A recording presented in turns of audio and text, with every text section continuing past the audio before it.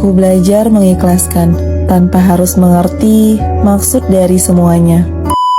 Hampir sepekan Mawa menjalani umroh bersama putranya Afnan dan juga keluarga, di mana hari ini menjadi hari terakhir Mawa berada di Mekah karena harus kembali ke Indonesia.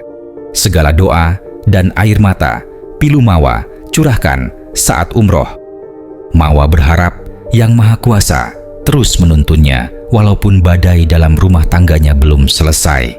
Polemik rumah tangga antara Insanul Fahmi dan istri sahnya, Wardatina Mawa, akhirnya menemui titik terang setelah keduanya bertemu. Momen itu menjadi perdana bagi Insanul Fahmi untuk bertatap muka langsung dengan istri dan anaknya Afnan. Di tengah isu tak sedap yang menerpa rumah tangganya, Wardatina Mawa bersama tim pengacaranya hingga kini belum memberikan respons terkait video permohonan maaf terbuka yang diunggah Insanul Fahmi di Instagram pada 22 Januari 2026. Adapun permintaan maaf terbuka merupakan satu dari dua syarat damai yang diajukan konten kreator asal Medan tersebut untuk suaminya.